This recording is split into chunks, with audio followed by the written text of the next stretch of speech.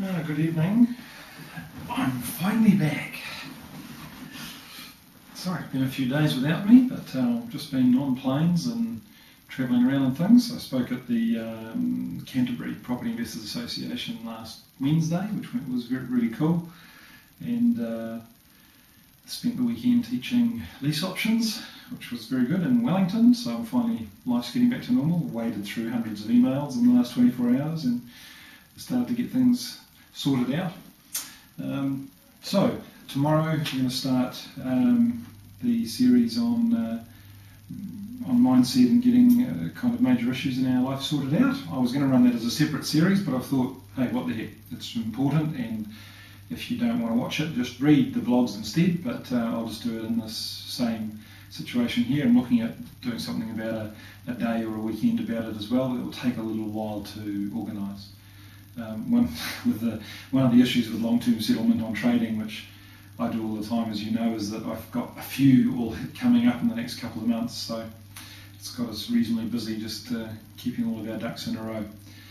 And of course getting ready for Wellington and Christchurch. Wellington's filling up fast, Christchurch bookings are going very well. So everybody told me I was wasting my time going to Wellington and Christchurch, nobody would come. And it looks like they're going to be full, or considering we're still a fair way out. So really encourage you, especially for Wellington, get booked if you want to come, because we can't get a bigger venue. Christchurch, we can expand the space, but Wellington, we're stuck with a fixed amount. So once we get to, I think it's 150, that's it. So if you'd like to come, please do. There's plenty of people coming from all over the country. It's going to be a really, really good time. So I just want to talk about briefly tonight was interesting. Whenever you present something, whenever I teach something like lease options or more advanced trading, which is kind of stuff that people have never thought of, there's always these, Steve Goody refers to as an aha moment, and it was good to see so much of that with the people in Wellington, and when I said to them, you know, how many of you have had a deal where you could have either done the deal, rescued the deal, or made more money utilising what you now understand about lease options and some of the other trading stuff, and the kind of nearly every hand in the room went up. And so my encouragement to you is just to keep your mind open to learning new things and looking for different ways of looking at deals. With property, as the yields get so low and values continue to rise, which is only going to continue, we always have to be looking at how can we not necessarily get more creative or have to be like super smart, but just are there things that I'm missing? I had a meeting today with a very, very sophisticated and highly respected, or by me certainly, commercial investor, and just in sitting listening to this man speak, I thought, wow, I know nothing, you know, and so I'm hoping to work more closely with him and effectively be mentored by him at the same time I mentor people who are under me, you know. So it's just kind of, we always have to be looking for new things, or be open to new things. Don't shut your mind off to things that might sound a little odd at the beginning. You know, when it comes to strategies and things, I think even in some of the weird and wonderful world of wealth creation and investing, there's lots of good things you can pick out of it. So, you know, don't think, oh well, one of the things that concerns me is that there are quite a few people who are saying, you know, because the property cycle generally is pretty consistent, in the long term it certainly is, people are saying, oh, you know, don't buy now, wait, because prices will come back, interest rates will fall, and we might have positive cash flow again.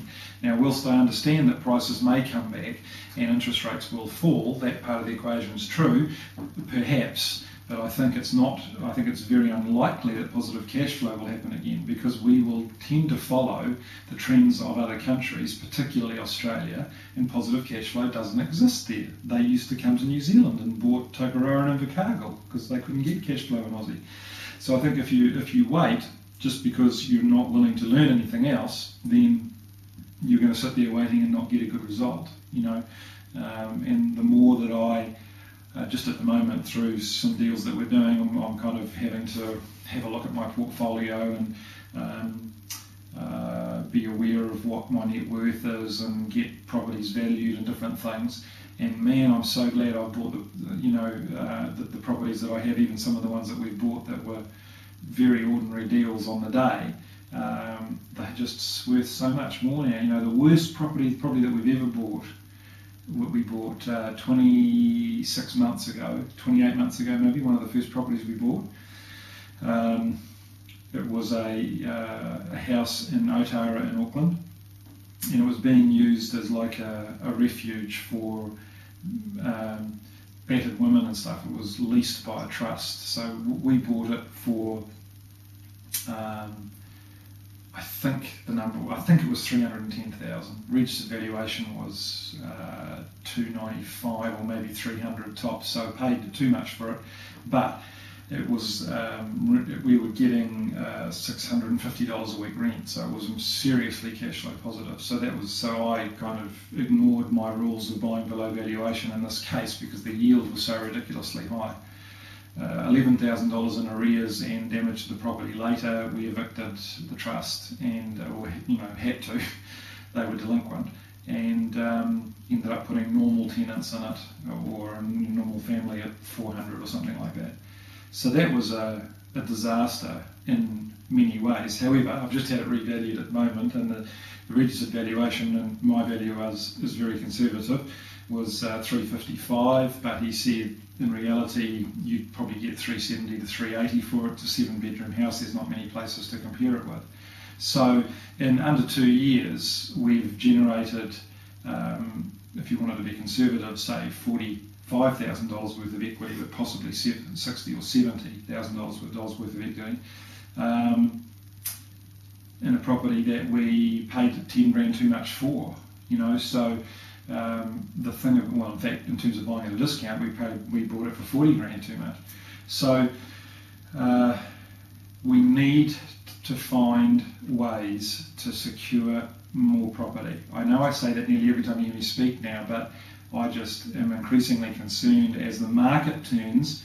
Investors are listening to the market in the sense of the media, psychobabble as things are bad and probably it's too hot, da-da-da-da-da, and too many investors are going, I better stop then. That is the wrong thing to do.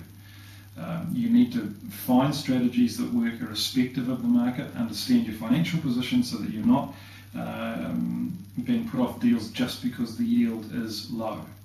If you ever want to retire, if you ever want to generate significant wealth, you need to own more property than you own now.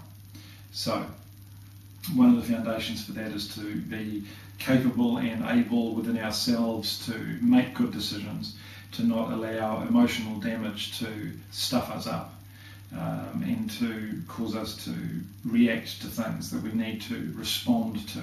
I'll talk tomorrow night about the difference. So we're going to start there. You can go back through the archive of my blogs and my newsletters and various things, and I'm forever giving away information about strategies and techniques and how to invest and the importance of different things. So rather than start by rehashing that again, tomorrow we're going to go, it'll probably take us the best part of 2 weeks. We'll take you through a whole series on what I believe are the core fundamentals of how to get healed, really, how to be at peace with ourselves, to understand how we're wired, why we're wired that way, and not looking to modify your behaviour, but looking to see you made whole internally, so that then we can move on to, okay, as we achieve that, now I'm in a place where fear is not controlling me. I'm in a place where sadness is not causing me to make stupid decisions and stuff like that. So if that's not your bag, then take a rest from the video blogs for a week or two. Otherwise, I look forward to seeing you tomorrow.